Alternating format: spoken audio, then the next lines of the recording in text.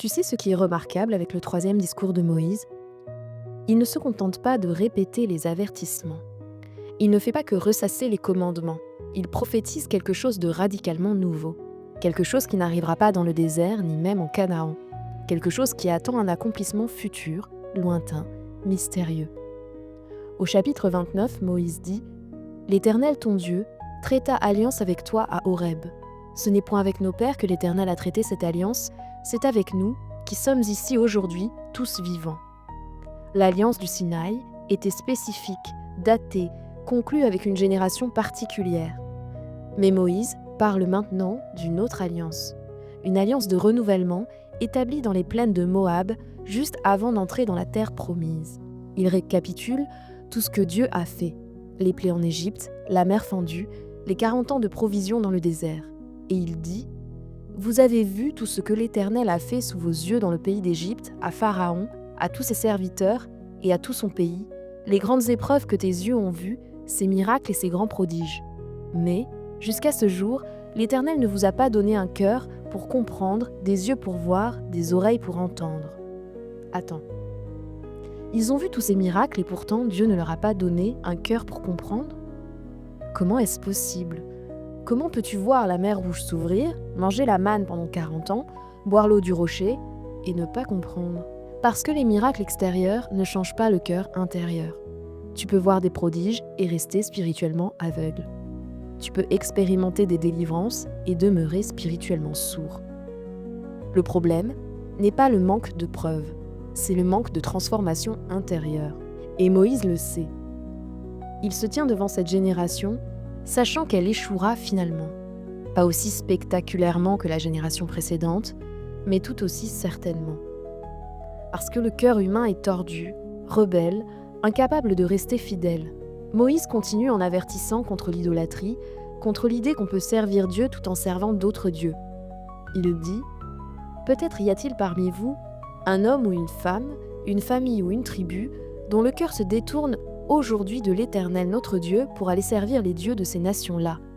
Peut-être y en a-t-il un qui, en entendant les paroles de cette alliance contractée avec serment, se glorifie dans son cœur et dit « J'aurai la paix, quand même je suivrai les penchants de mon cœur. » C'est l'illusion fatale.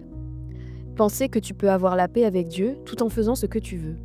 Penser que l'alliance est une police d'assurance que tu peux invoquer tout en vivant en rébellion. Moïse dit « Non. L'Éternel ne lui pardonnera point, mais alors la colère et la jalousie de l'Éternel s'enflammeront contre cet homme, toutes les malédictions écrites dans ce livre reposeront sur lui, et l'Éternel effacera son nom de dessous les cieux. » C'est sévère, c'est définitif. Il n'y a pas de compromis possible. Soit tu es tout à Dieu, soit tu n'es pas à lui du tout. Tu ne peux pas servir deux maîtres. Tu ne peux pas garder un pied dans le royaume et un pied dans le monde. Jésus dira exactement la même chose.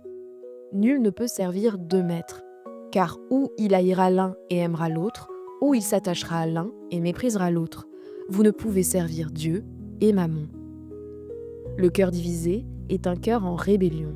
Puis, au chapitre 30, après avoir prophétisé la dispersion future d'Israël à cause de sa désobéissance, Moïse dit quelque chose de stupéfiant.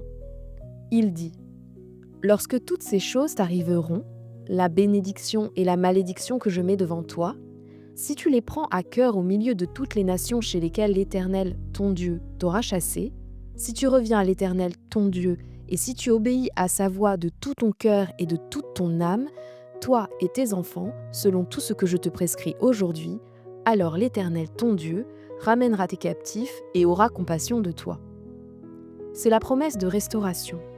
Même après la désobéissance, même après le jugement, même après la dispersion, il y a un chemin de retour.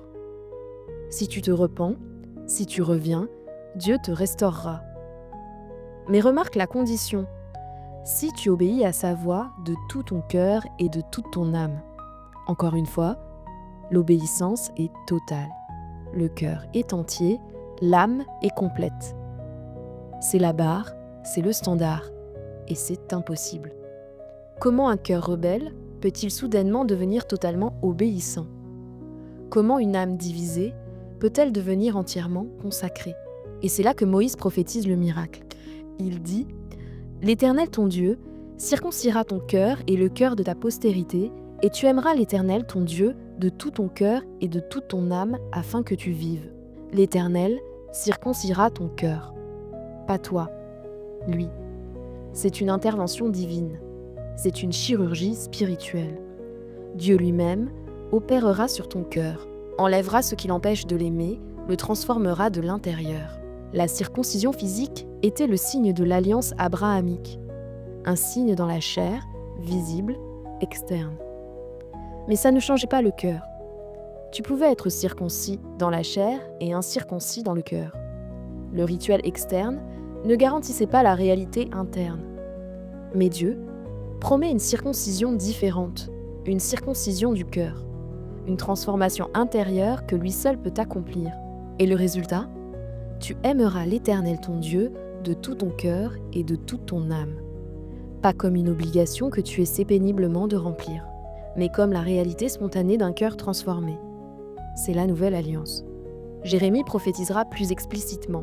« Voici les jours viennent, dit l'Éternel, où je ferai avec la maison d'Israël et la maison de Juda une alliance nouvelle. Je mettrai ma loi au dedans d'eux, je l'écrirai dans leur cœur, et je serai leur Dieu, et ils seront mon peuple. » La loi n'est plus sur des tables de pierre externes. Elle est écrite sur les tables de chair du cœur. Ézéchiel ajoutera « Je vous donnerai un cœur nouveau, et je mettrai en vous un esprit nouveau. J'ôterai de votre corps le cœur de pierre, et je vous donnerai un cœur de chair. Je mettrai mon esprit en vous, et je ferai en sorte que vous suiviez mes ordonnances, et que vous observiez et pratiquiez mes lois. » Tu vois ce qui se passe ? Dieu promet de faire ce que tu ne peux pas faire. Il promet de changer ce que tu ne peux pas changer. Il promet de donner ce que tu ne peux pas produire. Un cœur nouveau, un esprit nouveau, son propre esprit en toi. Et le résultat sera l'obéissance, non pas comme une lutte externe, mais comme une expression naturelle d'une nature transformée. Et comment cette promesse s'accomplit-elle ? En Jésus. Il est le médiateur de cette nouvelle alliance. À la dernière scène, il prend la coupe et dit « Cette coupe est la nouvelle alliance en mon sang qui est répandue pour vous. » Son sang ratifie la nouvelle alliance. Son sacrifice la rend possible. Sa mort paie le prix de ta transformation. Et après sa résurrection, il promet « Voici, j'enverrai sur vous ce que mon Père a promis. » Qu'est-ce que le Père a promis ? L'Esprit, la présence intérieure, la puissance transformatrice. Et à la Pentecôte, l'Esprit descend. Pas seulement sur quelques prophètes ou rois, sur tous ceux qui croient. L'Esprit circoncis le cœur. Il écrit la loi à l'intérieur. Il donne le désir et la capacité d'obéir. Paul écrira « C'est en Dieu que nous avons la vie, le mouvement et l'être. » Et ailleurs, « Ce n'est plus moi qui vis, c'est le Messie qui vit en moi. » Le moi ancien, avec son cœur de pierre, est crucifié avec Jésus. Un moi nouveau, avec un cœur de chair, ressuscite. C'est une nouvelle création, de l'intérieur vers l'extérieur. Moïse continue au chapitre 30 en disant « Ce que je te prescris aujourd'hui n'est certainement point au-dessus de tes forces et hors de ta portée. » Attends, vraiment ? Aimer Dieu de tout ton cœur, n'est-ce pas au-dessus de tes forces ? Observer tous les commandements est à ta portée ? Comment ? Parce que Moïse ne parle plus de tes propres efforts, il parle de la puissance de Dieu opérant en toi. Il parle du cœur circoncis, de l'esprit donné, de la transformation intérieure. Quand Dieu change ton cœur, ses commandements ne sont plus des fardeaux impossibles. Ils deviennent les désirs de ton nouveau cœur. Jean écrira « Ces commandements ne sont pas pénibles. » Pourquoi ? Parce que tu as un nouveau cœur qui aime ce que Dieu aime, qui désire ce que Dieu désire, qui se réjouit de ce qui réjouit Dieu. L'obéissance n'est plus une corvée, c'est une joie. Moïse insiste. Il n'est pas dans le ciel pour que tu dises « Qui montera pour nous au ciel et nous l'ira chercher ? Qui nous le fera entendre afin que nous le mettions en pratique ?» Il n'est pas de l'autre côté de la mer pour que tu dises « Qui passera pour nous de l'autre côté de la mer et nous l'ira chercher ? Qui nous le fera entendre afin que nous le mettions en pratique ?» C'est une chose au contraire qui est tout près de toi, dans ta bouche et dans ton cœur, afin que tu la mettes en pratique. La parole est proche, pas lointaine, pas inaccessible, dans ta bouche et dans ton cœur. Et comme on l'a vu dans le premier podcast, Paul cite ce passage et l'applique à Jésus. Tu n'as pas à monter au ciel pour faire descendre Jésus. Il est descendu. Tu n'as pas à descendre dans l'abîme pour le faire remonter. Il est ressuscité. La parole de la foi est près de toi. Confesse-la de ta bouche. Crois-la dans ton cœur et tu seras sauvé. Au chapitre 32, Moïse prononce un cantique. Ce n'est pas un discours ordinaire.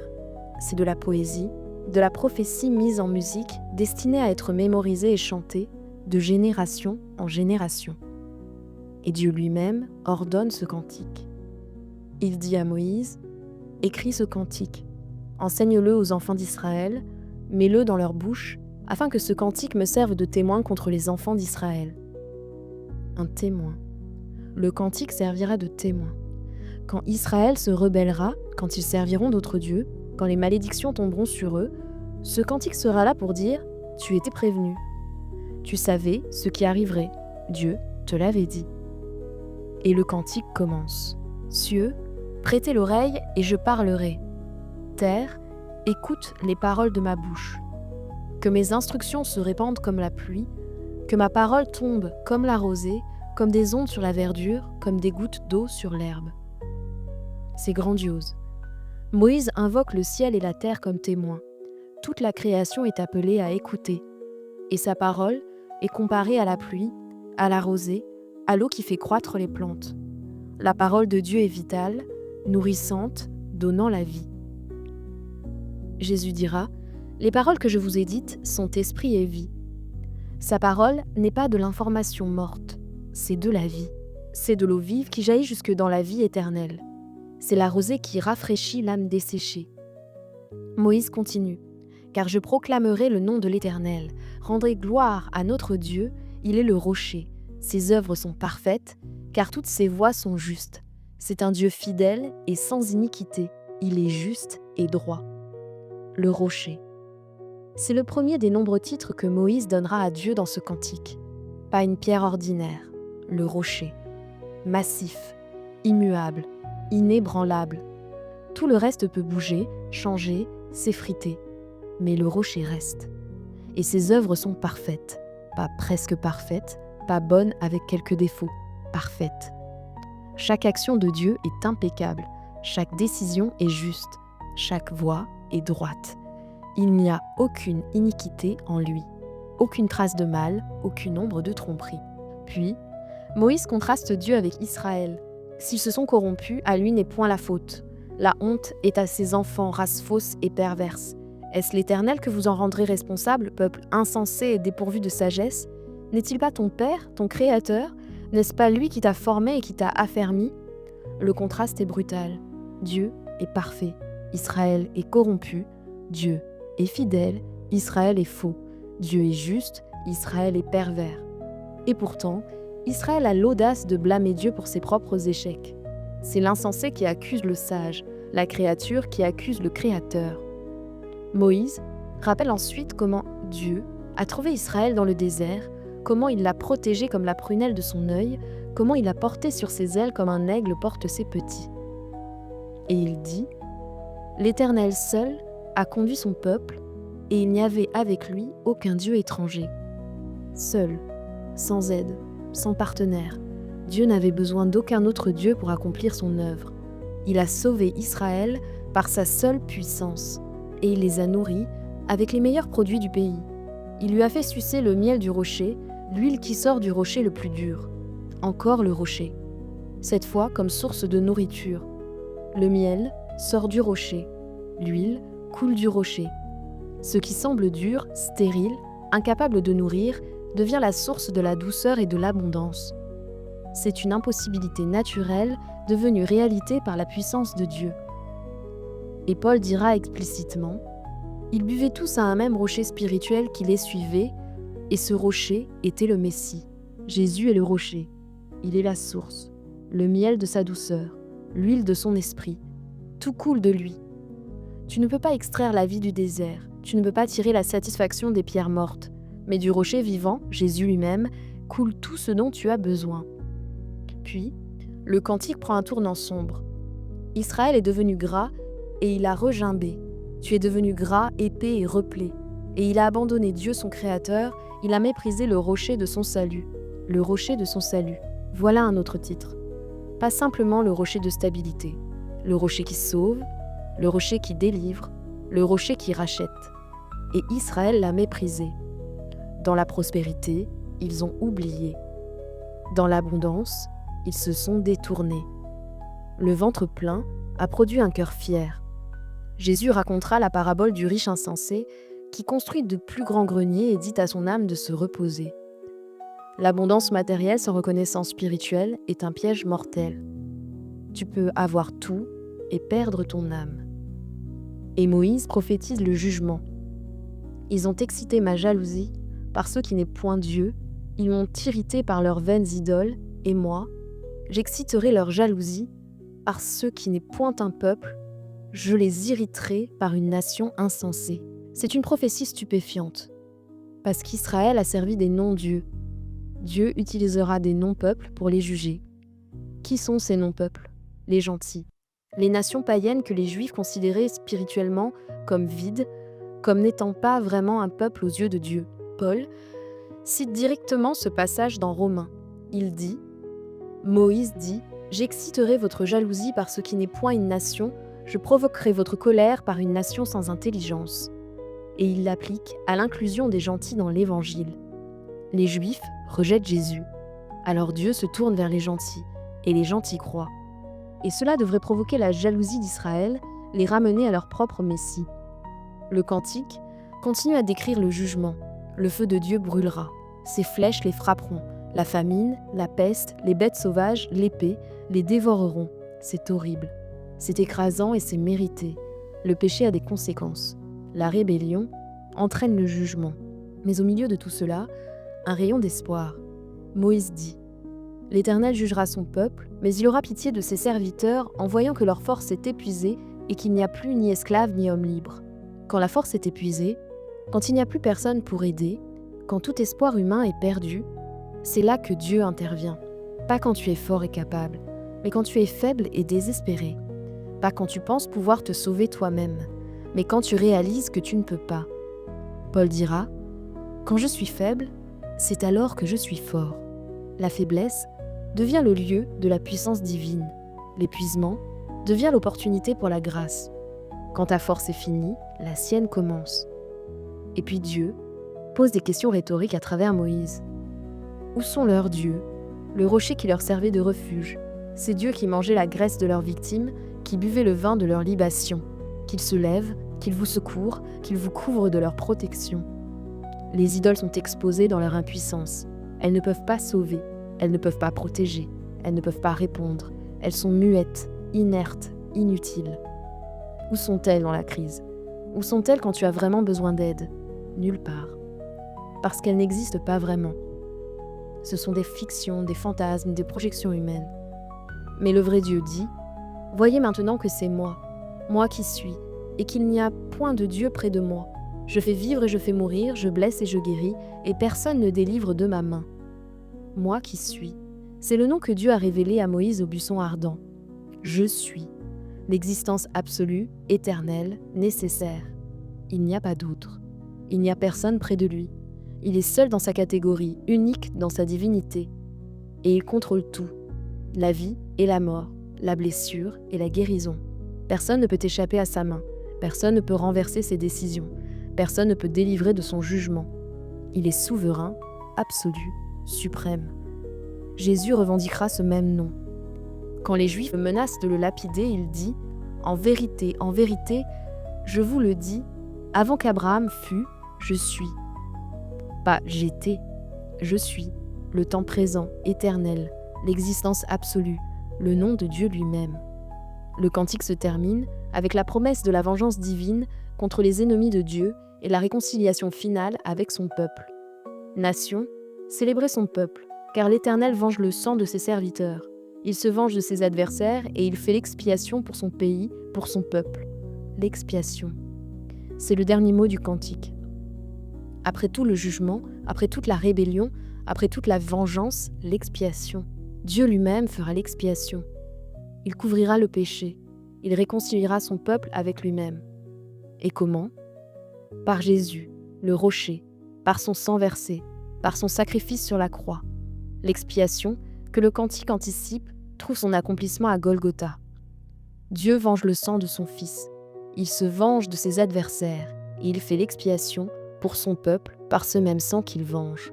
Après le cantique, Moïse prononce des bénédictions sur les 12 tribus. Chaque tribu reçoit une parole prophétique, un aperçu de son avenir, une promesse ou un avertissement. C'est le testament final d'un père mourant à ses enfants. Et comme Jacob avant lui, Moïse parle sous l'inspiration divine, voyant au-delà du présent dans les siècles à venir. Il bénit Ruben, Juda, Lévi, Benjamin, Joseph, Zabulon, Gad, Dan, Nephtali, Aser. Chaque bénédiction est unique, adaptée à la tribu, remplie d'images et de promesses. Mais ce qui est frappant, c'est que même dans ces bénédictions individuelles, des thèmes messianiques émergent. Sur Juda, par exemple, le cantique dit « Éternel, exauce la voix de Juda et ramène-le vers son peuple, que ses mains combattent pour lui et que tu lui sois en aide contre ses ennemis. » Juda est la tribu royale, celle dont sortira le roi et ultimement le roi des rois. La prière est que Dieu lui soit en aide, et cette aide viendra en Jésus, le lion de Juda. Sur Lévi, la tribu sacerdotale, Moïse dit qu'ils enseignent tes ordonnances à Jacob et ta loi à Israël, qu'ils mettent l'encens sous tes narines et l'holocauste sur ton autel. Les Lévites sont les enseignants, les prêtres, les intercesseurs. Et tout cela pointe vers Jésus, le grand prêtre selon l'ordre de Melchisédek, qui enseigne la vérité, qui offre le sacrifice parfait, qui intercède éternellement. Et puis Moïse conclut avec une doxologie magnifique. Nul n'est semblable au Dieu d'Israël, il est porté sur les cieux pour venir à ton aide, il est avec majesté porté sur les nuées. Le Dieu d'éternité est un refuge, et sous ses bras éternels est une retraite. Heureux es-tu, Israël. Qui est comme toi, un peuple sauvé par l'Éternel, le bouclier de ton secours et l'épée de ta gloire. Nul n'est semblable à Dieu. Il est unique, incomparable, sans rival. Il chevauche les cieux pour venir à ton aide. Ses bras éternels sont un refuge. Et Israël est heureux parce qu'il est sauvé par ce Dieu-là, protégé par ce bouclier-là, défendu par cette épée-là. Et tout cela trouve son accomplissement en Jésus. Il est le Dieu d'éternité qui est devenu chair. Il est celui qui est descendu des cieux pour venir à ton aide. Ses bras ont été étendus sur la croix pour devenir ton refuge. Il est le bouclier qui te protège de la colère divine. Il est l'épée qui combat pour toi contre tes ennemis spirituels. Puis arrive le chapitre final, le chapitre 34. Et c'est l'un des passages les plus émouvants de toute l'Écriture. Moïse monte sur le mont Nebo, sur le sommet du Pisga, en face de Jéricho. Et Dieu lui montre tout le pays. Galaad jusqu'à Dan, tout Nephtali, le pays d'Éphraïm et de Manassé, tout le pays de Juda jusqu'à la mer occidentale, le Néguev, les environs de Jéricho, la ville des palmiers jusqu'à Tsoar. Tout le pays promis, étalé devant lui comme une carte vivante. 40 ans de marche, 40 ans d'attente, 40 ans de conduite d'un peuple rebelle. Et maintenant, il le voit. Pas d'en bas, pas de l'intérieur, d'en haut, de loin, sans pouvoir y entrer. Et Dieu dit, « C'est là le pays que j'ai juré de donner à Abraham, à Isaac et à Jacob en disant, « Je le donnerai à ta postérité. Je te l'ai fait voir de tes yeux, mais tu n'y entreras point. Tu n'y entreras point. C'est la sentence. C'est la conséquence de son péché au rocher de Mériba. Une seule désobéissance dans un moment de frustration, et le prix est l'exclusion de la terre promise. Cela semble disproportionné, injuste même, mais c'est la sainteté de Dieu, c'est la gravité du péché. Même les plus grands saints ne sont pas exemptés des conséquences de leur désobéissance. Et Moïse meurt. Moïse, serviteur de l'Éternel, mourut là dans le pays de Moab, selon l'ordre de l'Éternel. Selon l'ordre de l'Éternel. Même sa mort est sous la direction divine. Il ne meurt pas par accident ou maladie, il meurt parce que Dieu l'appelle, et Dieu l'enterre. Et l'Éternel l'enterra dans la vallée au pays de Moab, vis-à-vis de Beth-Péor. Personne n'a connu son sépulcre jusqu'à ce jour. Dieu lui-même creuse la tombe. Dieu lui-même place le corps. Dieu lui-même cache le lieu. Pourquoi ? Pour éviter que la tombe devienne un lieu d'idolâtrie, un sanctuaire, un objet de culte. Moïse était grand, mais il n'était pas Dieu. Il était un serviteur, le plus grand serviteur, le prophète le plus fidèle, l'intercesseur le plus zélé, mais un serviteur quand même. Et les serviteurs meurent. Leurs tombes sont cachées, leur gloire s'estompe. Le texte dit « Moïse était âgé de 120 ans lorsqu'il mourut. Sa vue n'était point affaiblie et sa vigueur n'était point passée. » À 120 ans, il avait encore toute sa force, toute sa vision. Ce n'est pas la vieillesse qui l'a tué, c'est l'ordre de Dieu. Il aurait pu continuer, mais son temps était fini, son œuvre était accomplie. Les enfants d'Israël pleurèrent Moïse pendant 30 jours, dans les plaines de Moab, et ces jours de pleurs et de deuil sur Moïse arrivèrent à leur terme. 30 jours de deuil, un mois entier. Mais ensuite, la vie doit continuer. Le deuil a une fin. L'œuvre de Dieu continue. Josué, fils de Nun, était rempli de l'esprit de sagesse car Moïse avait posé ses mains sur lui. Les enfants d'Israël lui obéirent et se conformèrent aux ordres que l'Éternel avait donnés à Moïse. Josué prend le relais. Moïse conduit jusqu'au bord. Josué fait entrer dans la terre. Moïse voit de loin, Josué possède de près. Et le nom de Josué, en hébreu Yehoshua, signifie l'Éternel sauve. C'est le même nom que Jésus en grec. Tu vois la typologie ? Moïse représente la loi. Il conduit jusqu'à la frontière mais ne veut pas faire entrer. La loi révèle le péché, elle établit le standard, elle pointe vers la promesse, mais elle ne peut pas te sauver. Elle ne peut pas te faire entrer dans le repos. Elle peut seulement t'amener au bord et te montrer ce que tu ne peux pas atteindre par tes propres efforts. Mais Josué, dont le nom signifie « l'Éternel sauve », fait entrer le peuple, il conquiert les ennemis, il distribue l'héritage, il donne le repos. Et c'est exactement ce que Jésus fait. Là où la loi échoue, Jésus réussit. Là où Moïse ne veut pas aller, Jésus entre. Il est le vrai Josué, qui fait vraiment entrer dans le vrai repos. L'auteur d'Hébreux le dit explicitement, « Si Josué leur eût donné le repos, Dieu ne parlerait pas après cela d'un autre jour. » Il reste donc un repos de Shabbat pour le peuple de Dieu. Le repos que Josué a donné était temporaire, terrestre, incomplet. Il y a un repos supérieur, un Shabbat éternel, un héritage céleste. Et seul Jésus peut y faire entrer. Le Deutéronome se termine avec ces mots. « Il ne s'est plus levé en Israël de prophète comme Moïse, que l'Éternel connaissait face à face. Nul ne peut lui être comparé pour tous les signes et les miracles que Dieu l'envoya faire au pays d'Égypte contre Pharaon, contre ses serviteurs et contre tout son pays, et pour tous les actes de main forte et pour toutes les grandes terreurs que Moïse accomplit à main levée à la vue de tout Israël.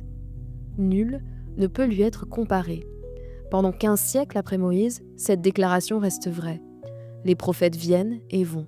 Certains sont grands, Élie, Élisée, Ésaïe, Jérémie, Ézéchiel, Daniel. Mais aucun n'est comme Moïse, aucun ne parle avec Dieu face à face, aucun n'accomplit les miracles de Moïse, aucun ne conduit une nation entière hors de l'esclavage, jusqu'à ce que Jésus vienne.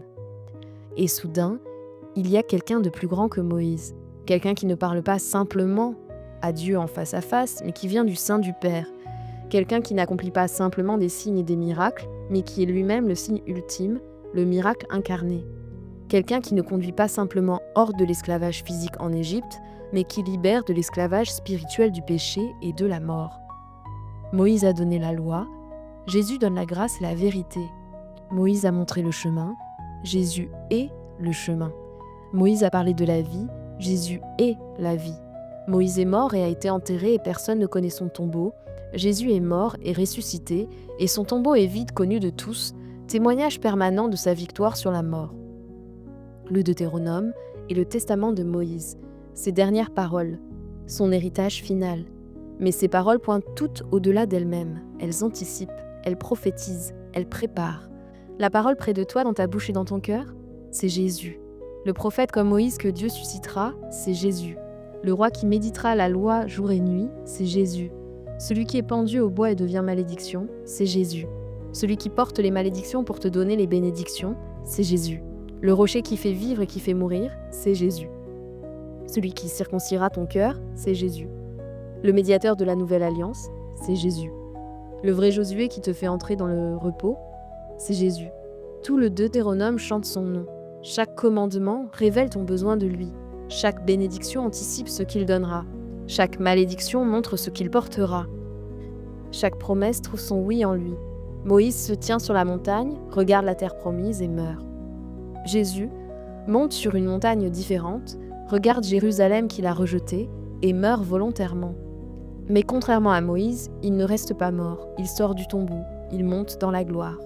Et il dit à ses disciples, « Voici, je suis avec vous tous les jours jusqu'à la fin du monde. » Moïse a conduit jusqu'au bord. Jésus te conduit jusqu'au bout. Moïse a vu de loin, Jésus te fait voir de près. Moïse est mort en dehors de la terre promise, Jésus est mort pour t'ouvrir la porte vers la Canaan céleste, la cité dont Dieu est l'architecte et le constructeur, l'héritage incorruptible, sans souillure, inaltérable, réservé dans les cieux pour toi. Le Deutéronome se ferme avec une tombe cachée et un prophète mort. L'Évangile s'ouvre avec un tombeau vide et un Seigneur vivant. Le testament de Moïse est scellé par sa mort. Le testament de Jésus est validé par sa résurrection. L'ancienne alliance se termine avec « Il ne s'est plus levé de prophète comme Moïse ». La nouvelle alliance commence avec « Celui-ci est mon fils bien-aimé, en qui j'ai mis toute mon affection, écoutez-le ». Et nous écoutons. Nous entendons la voix du prophète promis. Nous voyons le rocher frappé. Nous goûtons le miel qui coule du rocher le plus dur. Nous buvons l'eau vive.